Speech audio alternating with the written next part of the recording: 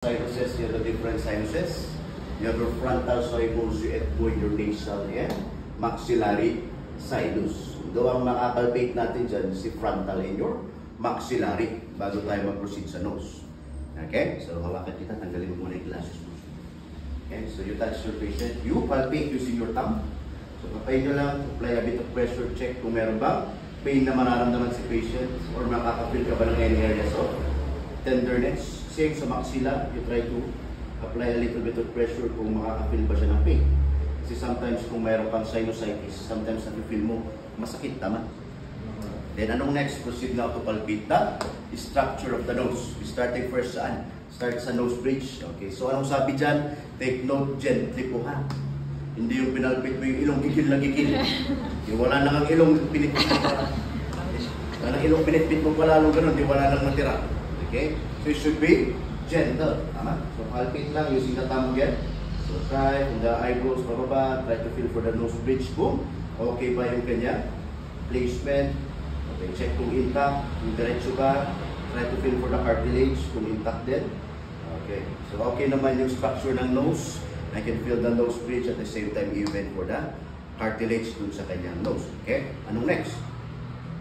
Determine for patency. So we'll now be determining the patency of both of the nares. Anong gagawin? Una, takpan mo yung isang ito. Takpan mo yung right. Okay. Takpan mo. Suminga ka. Okay. So nakakaya naman siya. Then try sa left. Sige, sa kabila. Try to cover your left. Suminga ka.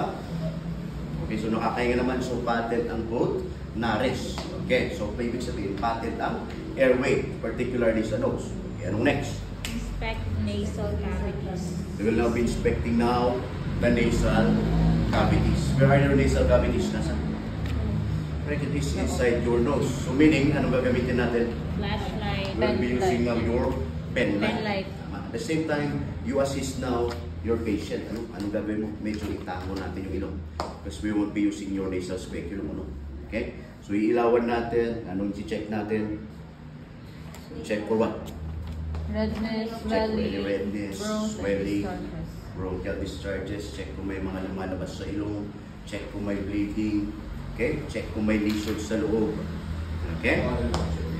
So check natin. So ano gagawin? You make the patient tilt her head. Sige, tilt mo ulo. Then you assist the patient. So medyo i-open natin. Okay?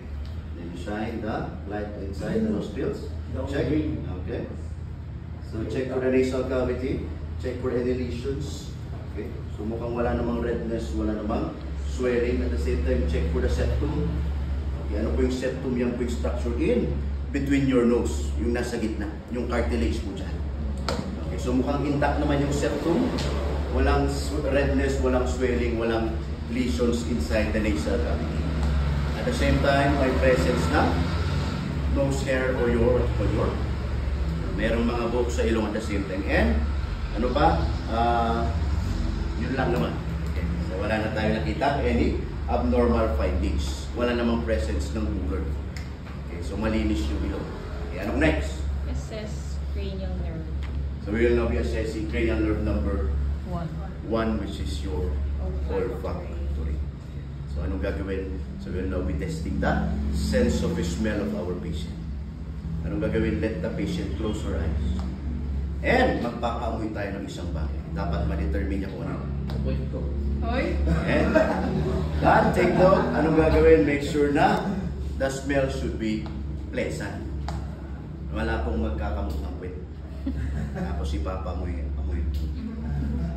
So it should be pleasant. Walang magdadala ng bagong alamang mga ganun. Okay? So ready ka na?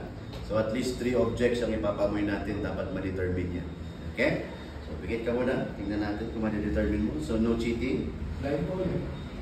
So the first object. Wala. Nakagalaw naman. Okay, ready na? Try to guess. Cinnamon. Sige, another one. Try mo ulit. That's correct. It's your coffee. Tama. Let's try another one.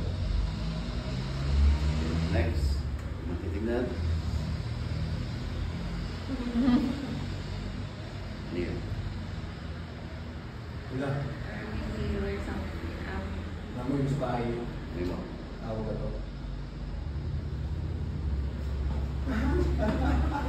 Ano yan? Sige, try to describe. Parang may pagka-paper. Peppermint?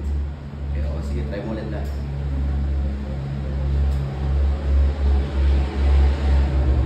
Taylor. Inhaler. Okay, sige, tingnan natin mamaya kung tama ka ba.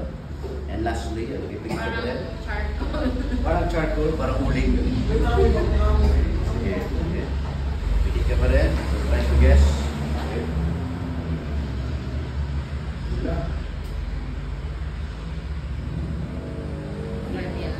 Vanilla, siya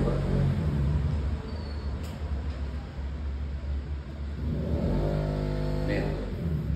Vanilla. Vanilla. Open your eyes. Ano yan? This is your cinnamon bark. So, isa lang yung nag-guess niya. Actually, yung coffee.